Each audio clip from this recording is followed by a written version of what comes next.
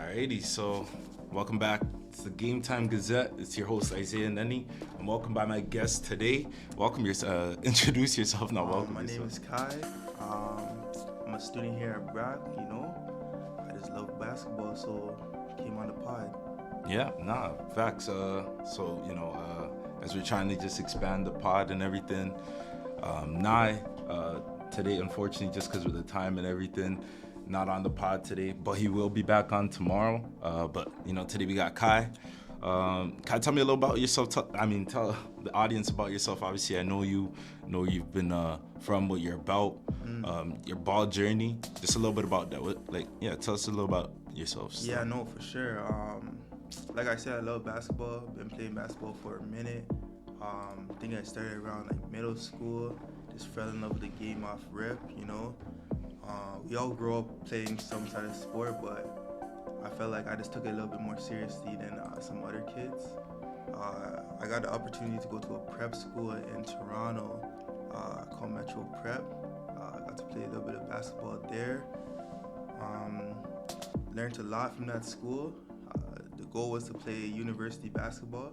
That didn't work out, but I'm still doing my thing, still playing ball here and there. Yeah, facts, and with like your ball journey and that, obviously you have a lot of ball knowledge. What made you fall in love with ball? That's a question I like asking, man. It's because I love sports, and it's just a thing where even from when I was young, the first thing I laid my eyes on sports. laid my eyes on soccer. That's the first sport I laid my eyes on. I just love the formation of the game. How 22 people on one field trying to have one common goal to win. I just love the whole competitiveness. What made you fall in love with ball? I think it was the speed of the game, honestly. Like you said as well, I started off as soccer, to be honest, right? Because my dad played soccer semi-pro in England. But to be honest, I just felt that the sport was a little bit too slow, just scoring 1-2 points a game. Yeah. I'm like, I can't do this, right? I love the fast pace of basketball.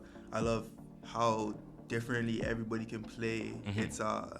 It's more spread out for more people, right? You can see any type of man on the court playing and getting buckets, honestly, right?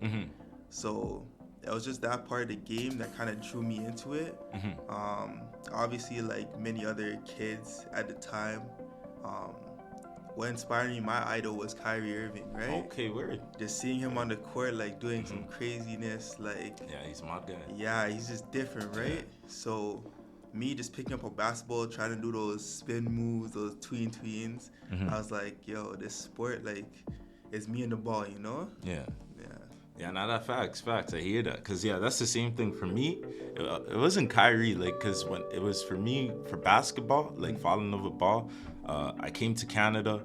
That was 2009, 10, maybe 2008. I don't even remember, right? But, 2010, 2011, Kyle Lowry and DeMar DeRozan, Raptors team. And it wasn't they weren't winning. Obviously, they didn't even make it out the first round that year too, right? But they lost to the Nets. Remember that one where Kyle Lowry got blocked by Paul Pierce in the last second? And it's it was just the grittiness, that underdog story. I always loved the underdog, and I always backed the underdog. Even when I first started watching football, I picked up on the Philadelphia Eagles, the worst team in the league that year, and it was 2016. You're just seeing the emotion, right? Yeah, just the grittiness of the team, and the love of how much they want to win, what they see the sport on, and that's why I even love the Raptors. Even though we haven't won in a while, that win in 2019 felt put just us on the map for real, brother.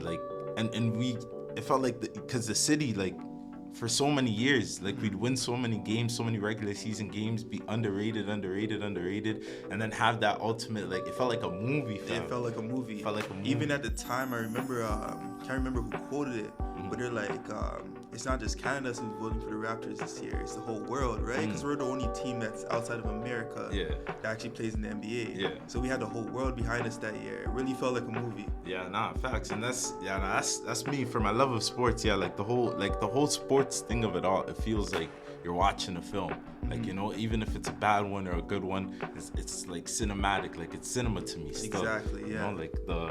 out of pinnacle. But what games you been watching? Like, what you been watching? I just been following the Lakers, obviously, this year because LeBron's doing everything. Like, that man is crazy. You know, I'm not gonna lie to you. We could talk a little bit about the GOAT right now because the GOAT debate, like, let's go into that. Because for me, my GOAT's Jordan. Like, just crazy. On like, fam, like we're talking. All right, let me give you my argument first before you get your rebuttal. Because like I hear LeBron's a mod guy. Like I want to give respect to LeBron before I say anything else. Because like 40,000 points.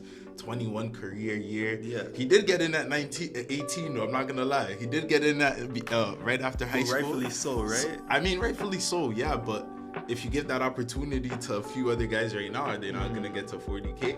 All right, but hold on. Let's talk about Jordan first though. All right, Jordan played with the Bulls, like just on playing years, because the Wizard years I don't count that because he was trying to be an owner, this and that. Yeah. But the playing years with the Bulls, he played 12 years with the Bulls or 11 years or something. He won 6 championships. Yeah.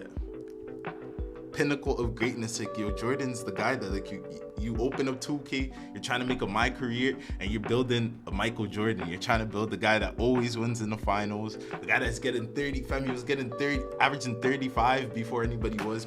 Like nowadays, Luke is averaging 30, Shea's averaging 30. Imagine if Jordan was in the league this year. You know what I'm saying? Averaging like 40, 50 because he's that good. Like we're talking about just efficient basketball players as well, like the mid-range shot, like that one shot that will never ever, like as much as they don't want to shoot it nowadays, that's that one shot, like fam, if you could dominate it, you're one of the best players in the league. That's what we're seeing KD still be, one of the best players in the league at his age. LeBron still, he goes on the inside, but his mini game is strong. LeBron's mini game is strong. You know what I'm saying? Like DeMar DeRozan, he's still in his like later stages of his career, and he's still, averaging 25, this and that because of the midi. And if you put a guy with Jordan with his like polished game as well, like on his prime, give him a team, like give him a LeBron team. You're not telling me Jordan with the Lakers isn't winning the chip?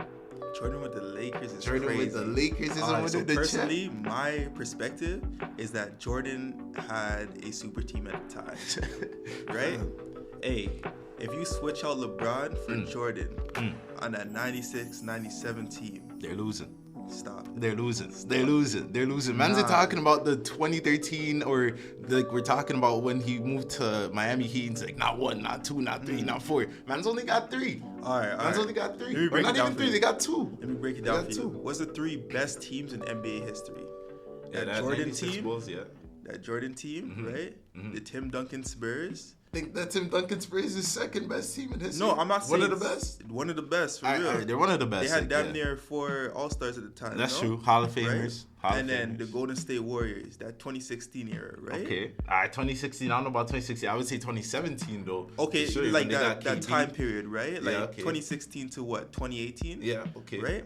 Let me break it down for you. Jordan was on the 96 team, right? LeBron had to face the other 2 greatest teams. Fam. The thing I'm saying is though, like, we're talking about, like, Jordan made himself higher than his contemporaries, bro. Like, we're talking about nobody with Patrick Ewing never got a ring. Charles Barkley never got a ring. All these different guys, even Shaq had to go to the Lakers, wait out for Jordan to... Jordan had to retire. Jordan had to retire for Hakeem to get a ring. You know what I'm saying? Like those 2 years that Jordan was retired, Hakeem went to go win back-to-back because Jordan was gone. And it was opened up for him. Clyde Drexler never got a ring. But looking at LeBron, Steph got bare rings. 3-1 against Bron. KD got the rings. But we're talking about KD swept LeBron in the finals. Here's the thing, because those are super teams. If you put the Golden State Warriors back in the time where 96... Jordan's not getting those rings. I promise you. He might get a little 3, maybe even 2. Fam, the one but thing he's not having 6. The one thing I see about Brando is that like he's not a serial winner. Like even like Kobe getting 5, and we're looking at Kobe getting 5, and he has like the most missed shots in NBA history, something like that, where it's like he missed so many shots, so many turnovers, and he just had that winning. Like when it came to crunch time, Kobe's gonna win, Jordan's gonna win, Bron gonna win. Bron's gonna do his best, right? At the end of the day, basketball is a team sport. But I can drop 47 on 50% shooting. If my nigga is 2 for 17. We're losing. Like, you know what I mean? That's true stuff. We're losing. That's true. But that's the thing about Brown, though. You have to fill him around with guys that aren't ball dominant, and you're depending on them to have those like stay hot moments where they catch and shoot, because Brown's gonna have the ball 95 iron and then stay hot. But that's him. Like, that's his game. So you know what I'm saying? Like, I don't know. For Brown, like, I do gotta give him props though, because it's something that you can't argue about with this. Like, all right, the longevity. Like, even if you want to say he came in at 18, guy was never injured, bro. Yeah. Never injured. It's like something like, yo, thought he did magic on himself or some shit. You know, because it's like live, he was never injured. Like, when has he had, like, I remember like 2 years ago, he had that really bad ankle sprain. Yeah. Imagine, like, that's the first time in his career. Where he missed like 10 games. Exactly. You know what I'm saying? And even at the time, like, you go on Instagram and around those games where it's like, oh, he's gonna come back in 1 or 2. Yeah. Imagine saying he's in the chamber, you know, because he's never had this much of a break. Like, it's crazy for real. That's true. Yeah, you know, because I mean, it's something that, like, we're never probably gonna see it again. Like, even if we do, it's not gonna be the same type of 21 years averaging 20. What's he averaging this year? Like, let me pull up. I think he's averaged like 27 for every year of his career. Like, even slapping the what did he put up yesterday against OKC? 19, not bad. 19, what is that, 19, right? 11 rebounds. Hey, yo, this game, shout out to D-Lo. That boy was going crazy. Hey, was he? I wasn't even watching the game, man. Hey, man, he hit like 3 back-to-back tough threes. Like threes where it should be a flagrant foul on him. No call, still bucket. Shout out to that man, eh? So you think it was a good decision keeping him, because that whole trade deadline thing, his name was like the loudest, especially for like the Lakers team. His name was the loudest about getting traded, so no, for sure. At the end of the day, what's called basketball comes down to confidence, right? I believe before the trade deadline, he just didn't have that confidence, you know? He's coming out shooting crazy low percentages, you know? He saw his name was on the trade block and he locked in. Yeah, no, that's true. That's true. Yeah, no, even beating the Thunder, they're on a 2-game losing streak right now. Lakers trying to make their rise to the top right now, getting back on there. You think the Lakers are going to do something this year? I don't know about the Lakers, bro. Like, looking at the Lakers, this might be like a preview of the first round. It might be. It might be still, because what, they're 10th. Yeah, let's look at the season. Let me see this right now. This might be a preview of the first round. Yeah, because, Lakers are 9th seed. That one put them up to 9th. Or tied for that 8th seed, just a game back, or half a game back from the Mavericks, right? So, I mean, the play-in, you don't know how that's going to work out. Probably going to get, if they do get in the play-in, probably going to get that 7. Don't see LeBron losing a play-in game. Yeah, I know you're a LeBron hater, but shit, you can't count him out in the playoffs. Nah, that's true. That's true. Especially with like a Mavericks team or a Golden State team, like, you know, fragile teams. I see them like winning that play-in game, right? Boom, move on. And then that Thunder matchup, like, because we were talking about it. Me and I were talking about it a few days ago. Like, that young aspect of the Thunder, everyone's under 24. And, you know, that's why they're talking about, all right, give Shea the MVP because of what they're doing is so phenomenal and he's leading the way. But, like, do you actually think that's going to carry over in the playoffs? Like, so my thing, the playoffs is a different type of game, right? It's more strategic. I feel like the greatest asset you can have in the playoffs is experience, right? That's why we see even LeBron dominate throughout the playoffs, maybe get to the semifinals or finals, and then that's when he drops off. The OKC Thunder, I don't think they have much experience, right? They have none, still. 0. We might see an upset. Like, I don't want to shade my guy, you know, I want to go against him, but we might see an upset on that one for real. I mean, looking at like the 1-2, it's like those are the, like, I don't think it's ever been like this before where they're the 1 and 2 seed and then we're talking about them like getting bounced in the first round, you know, because Steph and LeBron are there. But like that other argument, like you hear Charles Barkley, you hear Shaq talking about it, and like, or not Shaq, maybe Charles has been like the loudest one talking about like the Steph and Lakers and Golden State, and I mean Steph and Lakers and LeBron. Steph and Golden State and LeBron and the Lakers are like done, like their time has passed them, because you're looking at all these young bucks, you know, and it's like I think that's the biggest question coming into the playoffs. Like, because this might be like, you never know how long LeBron's gonna go for, but like, when are the young bucks gonna step up and, you know, take the lead type? Because it's these years. It's one of these years that they're really gonna do. But I do see the come up, like couple years ago, we were talking about LeBron, Steph Curry, KD. Those are the pinnacles of the NBA at the time. Yeah. Now we're talking about Luka. We're talking about Shea. We're talking about Tatum. Yeah. Like, those are the new guys, you know? Like, I give it 2-3 years, like, NBA's gonna have a new face. Like, even Giannis, like, he's still a young guy, you know? Yeah. Like, yeah, what is Giannis, like 25, something like that, 26? I think he's like 26, 27, yeah. 26, 27, yeah, he's still super young. Exactly. And especially, like, looking at all the way that, like, even Steph, KD, they're moving, like, 30, like, late 30s. He's definitely with all the medicine, definitely gonna be able to play until his late 30s, barring, like, any injury or whatever like that. And even like that whole Jayson Tatum, because you brought him up, that whole discussion with the Boston Celtics, like looking at them, like how much games have they lost right now? Like, do you think Jayson Tatum could be the face of the league? What, 46-12 or what is that? No, 48-12 right now. 48-12. 12 games lost. I'm that's my pick of, we're talking about upset, bro. They already clinched the playoffs. When? No way. They're already locked in, eh? They're already locked into the playoffs. It makes sense. I mean, they have 46 wins, only 12 losses. How many games are left? They already clinched it. First team, right? That's the first team to clinch the playoffs. So, wow. My only thing with Jayson Tatum is he's surrounded by a really good team. You know? He's always been surrounded by a really good team. Fan from first year. Yeah, he never had to do that kind of grit and grind. These other guys like Ja, you know, he came into the Grizzlies. Yeah. Your ass, right? Yeah. Pistons, Cade Cunningham, he's feeling it right now. That grit and grind that you really need in your later years, that you get the experience with your first couple years in the NBA. Jayson Tatum never had that. That's why we see him playoffs, like finals, kind of going on a slump, you know? Like having 12 games. You're the star player of your number one seed, right? Yeah. You shouldn't be dropping 12 points, 13 points. Yeah, no, that's true. He doesn't, like, I feel like he doesn't have that killer instinct, especially because we've seen him in the playoffs and we've seen him in the conference finals, we've seen him in the finals, and especially in that finals against the Golden State Warriors where they're up 2-1, and then Steph is coming and saying, you're not going to win a game, enjoy your last loss, and you're not taking that personally as the Celtics, you know, and actually let Steph win the whole series. Like, you know, see like, the way, you know, like, they were playing trash towards the end. Jaylen Brown, Jayson Tatum, they weren't playing, you know, up to their level, and now they got this other really good team again. For me, that's what I was saying, like, a few days ago, too. Like, I don't see the Celtics, like, for me, I don't see the Celtics as, oh, they're these big, the big bad wolves.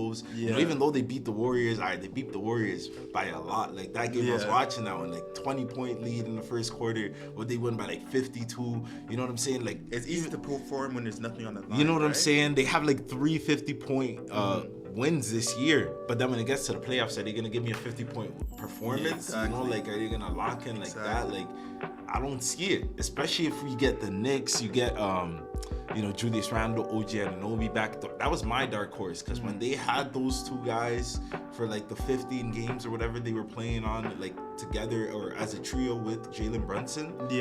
One of the best teams in the league, one of the best teams in the East. And 100%. you know, like, I see like that team, I don't trust the Sixers at all because of like what they've been doing with like without Embiid, like they just have no dog in them. But you know, like the Knicks, the Heat, always like a next type of you know, dogs. Like, you can't count them out. 100%. But I don't have that trust in the Celtics. Like, I need Jayson Tatum to realize that he's 6'10", right? Yeah. I don't want to see you shooting fucking 6'3" in the game, right? Nah, real talk. Dunk on somebody. Go on the inside, real talk. Yeah. He doesn't. And even talking about the MVP race and all that, like, I feel like that's even like a kind of a stain on him. Like, he's coming out saying that, like, yeah, he is on the best team in the league, like, currently, and like he should get a little bit more love for like what the things the Celtics are doing and what he's doing. But like, yeah, it's like, you know, looking at Luka, looking at Shea, all these guys that actually brought their team up and elevating them even much more, because they're doing even much more than like, you know, much better than they can. Like, we know Jayson Tatum, he's low-key been at this same level, you know, like for these last 5 years, like he hasn't moved up. Like, he needs to take that next step up, especially if we're talking about, you know, being a face of the NBA. Exactly. Too. What standing is the Mavericks right now? Let's see the West. Yeah, they're looking at 8th right now. 8 right now. Yeah. You take Luka off that team, what, 10-11? You take Shai off of that OKC.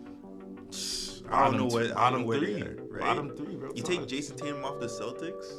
I don't see them dropping that much, you know. no time. I mean, they're 9 games up in the East right now, or what is it right now, right? Yeah, 8 games, I guess, right? 8 games up in the East, but that's such a big margin. And yeah, you're talking Jayson Tatum will probably drop 2-3 games, but they'll still be first. I see it because Jaylen Brown, you got Kristaps Porzingis. Kristaps been playing great this year. He's nice, yeah. You know, been playing great. Yeah, they got Drew Holiday. Been playing amazing. Man, forget that Drew Holiday's like an all-star level player. Now. You know, like just because he's never got that all-star level nod, exactly, he's an all-star level player. Like exactly. Like, and yeah, I see that too, because yeah, that whole thing about Jayson Tatum never having that grit and grind, I feel like that for his whole career will always go against him. If the Celtics are never shit, like he always has to do, you got to do much more. These guys are averaging 30 points. What's he averaging, like 28 or something? Yeah, like, I don't even think he's... You know, like Shai's averaging 31, Luka's averaging 33. Like, you got to push that, you know, a little bit more if you're Jayson Tatum too. I hear that. Yo, you watch F1? You watch any racing? I don't watch F1. I know a couple things about it. Like Hamilton just moved from Mercedes to Ferrari. Yeah. Well, he didn't just move. It's weird, bro. It's happening next year. Okay. But like, it's because his contract. It's like, I guess, yeah. Like in the NFL, NBA, you don't see it where it's like, oh, he's gonna already made his decision.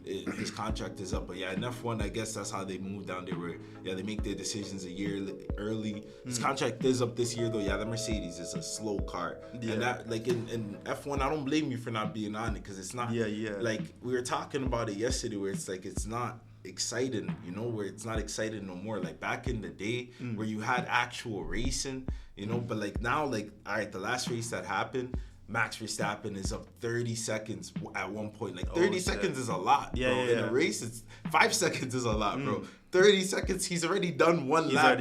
Fam, like it takes 30 seconds for them to do a lap, or it takes for like a minute for them to do a lap. So he's like half a track up for them, and it's like, it's not competitive. And looking at the rest of the field too, that's why Hamilton moved to Ferrari, because of like trying to get a more competitive car. And then you think of Ferrari and you think of like luxury, you think of like pinnacle of racing, fam. You think of cars, fam. You do, yeah. Ferrari has not won in that sport in 17 years, fam. Oh, shit. So who's like the leader? Like who's like really killing it? So like for the last 15 or for the last 10 years, it's been Mercedes. Well, for the last, let me not say last 10 years, because for the last 4 years or 3 years, it's been Red Bull. Like it's been Red Bull and Max Verstappen. That guy's just been dominating. Like he's winning the whole thing before, like, you know, like with 5-6 races left, because he, like last year he won 23 out of 24 races. I don't think I've ever seen that before, fam. 95% win rate for the whole team. That's crazy. Fam. 95. The only one race they didn't win, it was like, I think it was Miami, and Ferrari maybe won it or something. But fam, it's like, they only lost one race, like one race, and it's like crazy. Domination, like it's domination, and that's so common in the sport. Because you look 10 years ago or a few years back, and then it was Mercedes, and then before that, making their way, McLaren used to be a little good as well, doing their thing, you know, when Lewis was coming up, but.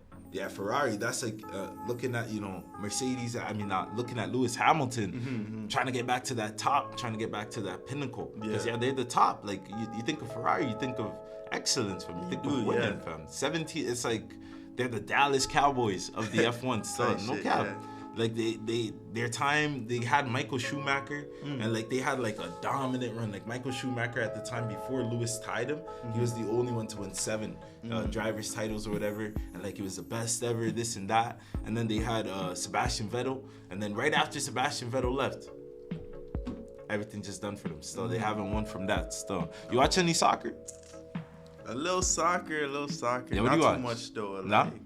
Not too much at all, bro. Just been following like the big names, Mbappe, Messi. What do you think about Mbappe going to Real Madrid? Or because this is, fam, to be honest, the story. Let me tell you the story of Mbappe. You know the story of Mbappe in Real Madrid? I don't. Fam, it's been like, this is 4-5 years maybe in like, bro, Mbappe says he's gonna go to Real Madrid. The summer comes. There was 1 year that it was like so strong. Mbappe, I think this was 2 years ago. 2-3 years ago. Mbappe said he was gonna go to Real Madrid, right? It was. He said it was done, sealed, delivered, this and that. He was about to go there. The president of France calls him up and he's like talking about, like, oh, Mbappe giving him all this, like, you know, all these incentives to stay. Oh, wow. You know, the president of the team, bro. Yeah. This guy got $1 billion contract from the team to stay. I heard about that, yeah. Fam. And now he's talking about leaving. So, like, with Mbappe, fam, like, like it's probably gonna happen. Like, I don't know, but like, it's all with, like, I'm not gonna lie, like, he might stay in PSG too still. Because this has been like a few years happening, and like, I'm not even like sold on like, oh, he's done with PSG or he's even going to Real Madrid, because they like, even the way their team is even formed, have already Vinny there, have Rodrigo, and Mbappe's a left winger as well, and that's even the reason why it's always thought he always changes his mind, because where are they gonna play him?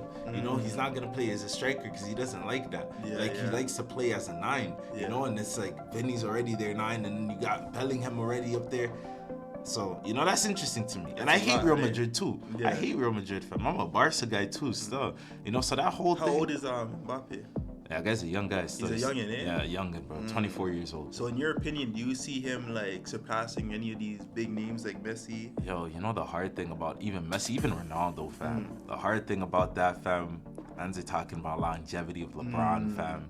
Jeez Louise, fam. Messi and Ronaldo, fam. Jeez Louise, fam. These guys would have battles for years and years and years and years, fam. I remember those two. I remember people in my like elementary school talking about those two. You know? I remember the debates I used to have Messi, Ronaldo. God. Fam, when I was a youngin', fam, grade 3, grade 4, I'm talking Messi, Ronaldo, fam. Trust me. I'm 23 years or 22, gonna turn 23 this year, and I'm still talking Messi, Ronaldo. Like the longevity. They're still doing it at a high level, brother. You know? It's crazy. Like he just won the World Cup 2 years ago. You know, like it's crazy still. Shit's insane. Or last year or whatever. Like it's actually crazy still. Like so, like from Mbappe, like he has to do like it's a lot, bro. Like it's not even like on a.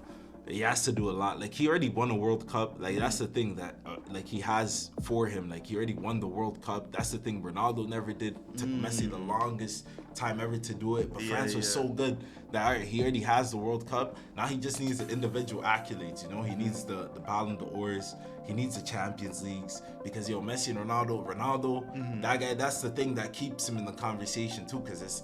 Realistically, for me, there's no conversation. Messi's the best ever, but the only thing that keeps Ronaldo in the conversation, guy has 5 Champions League titles, fam. And there's one time where they won 3 straight, fam. That's crazy. 3 straight, and like to 3-peat Champions League is crazy. Like the whole, like it's such a fluke league. Like there's so much luck involved in the Champions League. Like even looking today, like Lazio against Bayern, fam. Lazio won the last leg, 1-0 against Bayern, and Bayern is like, all right, they're playing trash, this and that, but fam, Lazio like just getting a little bit of luck, able to get a penalty, able to go up 1-0. Maybe they get through Bayern, and then you know Bayern starts playing well again.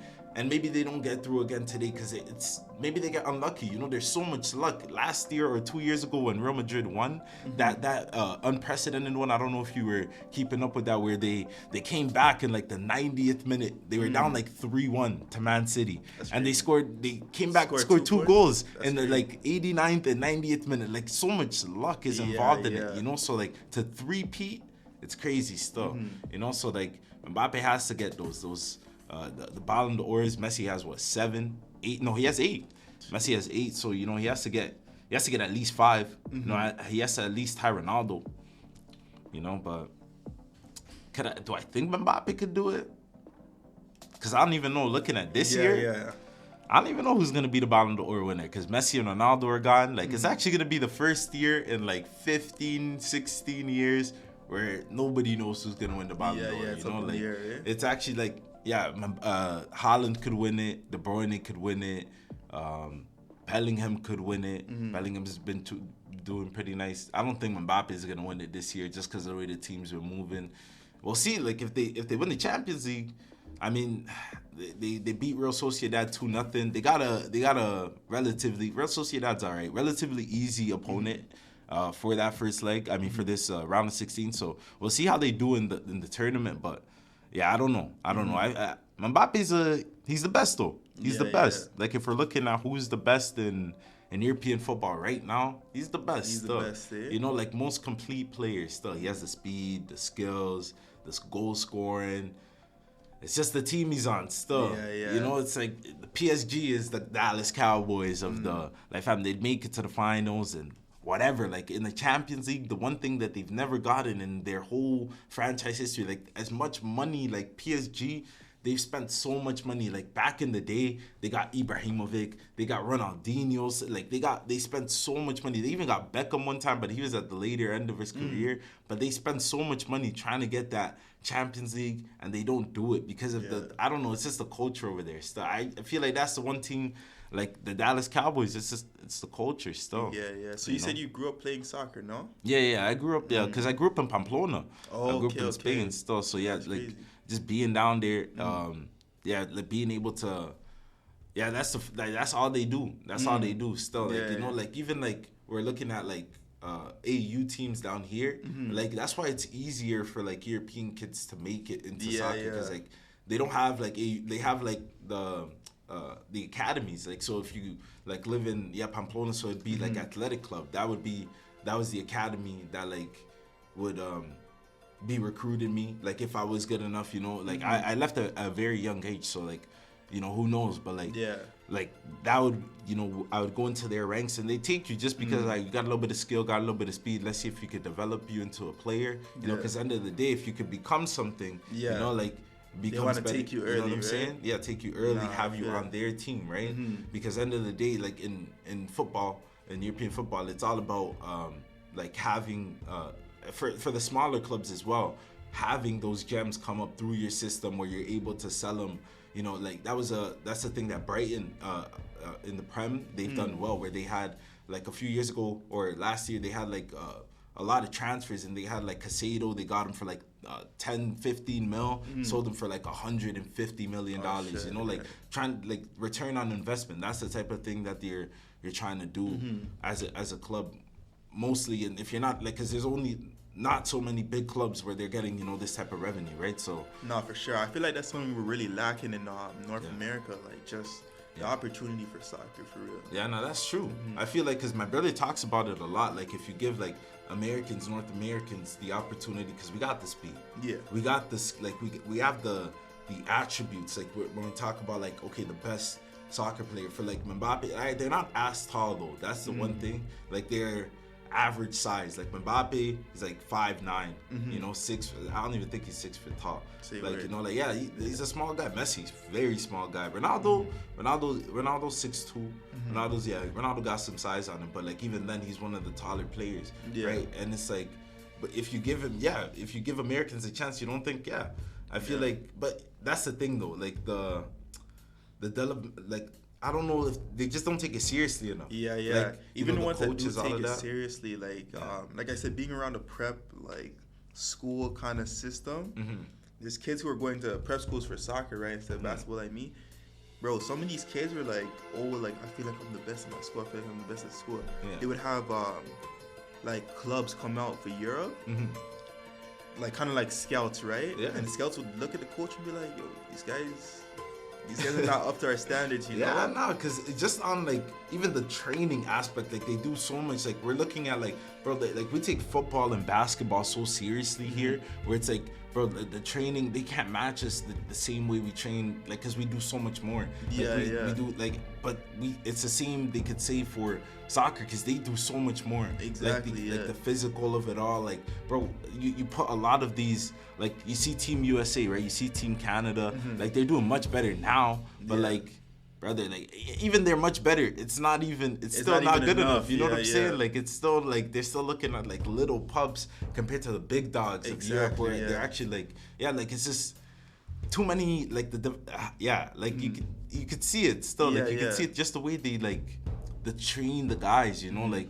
not training them on the fundamentals as much, you know, like you see like a basketball player or football player, bro, you're getting drilled on the fundamentals, and then you get on the, you know, the flair and all of this and all of that, you know, but the fundamentals just, it's different down here still. It's 100%. Different down here too. I feel like it's definitely changing, like you said though, because even a couple years ago, 5 years ago, like basketball, even the top basketball recruits in Canada, they're still going to Canadian universities. Like, there's numerous kids these days, like playing basketball in Canada, D1 offers, you know, they're on the come up for sure. No, that's true. It also goes to an understanding of the sport as well, right? In the country, right? Because we're looking at, he's talking about Canada with basketball. After that Raptors 2019 win, and then it had much more boom of, okay, people want to understand the sport more and actually come like, this is how I'm going to teach them to be better. And then you see a much better, even before 2019, honestly, because like looking at the DeMar DeRozan and Kyle Lowry years, I feel like those were so influential. Like even like RJ Barrett, Shea Gilgeous, like those type of guys were. Because if I grew up inspired by DeMar and Kyle and the bench mob, all these, how many more other people grew up inspired by that too? Exactly. And I feel like just the wanting for understanding. That's true still. Because Canadian basketball is on the rise. Like even like one of the top programs in like in the world, like Canada basketball, looking at the next World Cup right there, or next Olympics, I guess that's the World Cup, right? They're a strong contender for that, being able to make it into that FIBA, whatever that was, the finals or whatever. Exactly. It's true. Once we grew for that understanding of the sport, it was so much like the pieces just started falling in together as well. Because we got the players, we got the people here, got so many. Like Canada's a country that so many people from around the world come into, where got soccer players, got football players, got basketball players. You know what I'm saying? Yeah, for sure.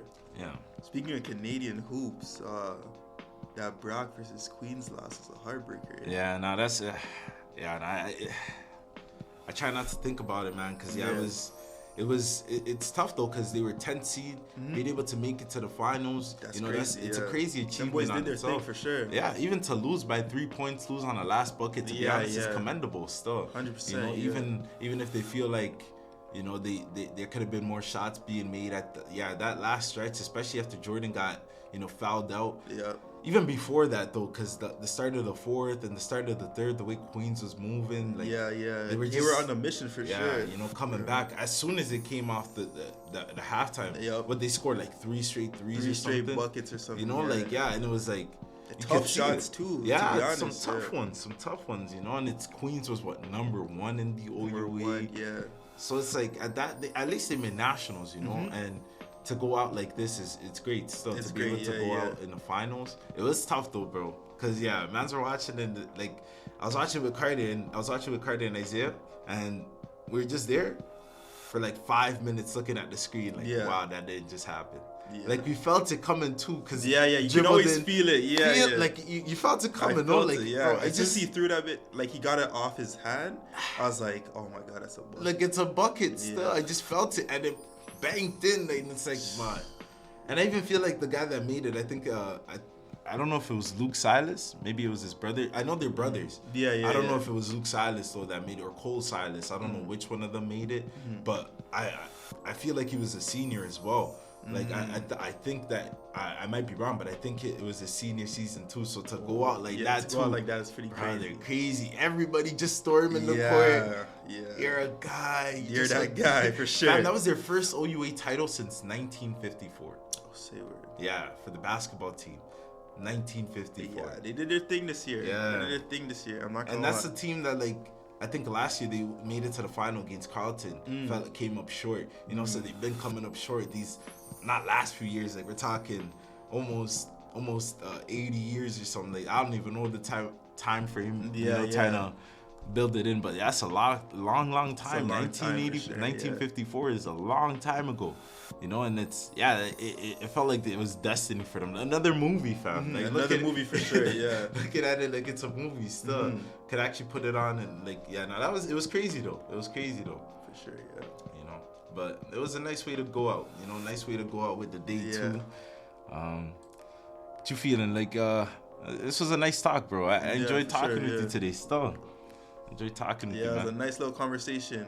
Yeah, you gonna hop back on the pod? 100%, yo. Yeah. Whenever you need me, I'm here. Yeah, now they're gonna want you back on. I feel like this was a good conversation. Talk some hoops. Watch some more. I mean, I'm not even. I have a hard time encouraging guys to watch F1 nowadays because I don't even want to watch it. Yeah. So wait till for Mercedes or wait till Hamilton gets a Ferrari and that, and maybe we see some changes, or for sure. or wait till we see a good race, to be honest, where the guy's not winning by 25 seconds. He won by 25 seconds, bro. That's insane. Insane, bro. And I don't know still, but yeah, I'll take a look into it though for sure. Yeah, now watch some soccer, some Champions League. It's heating up.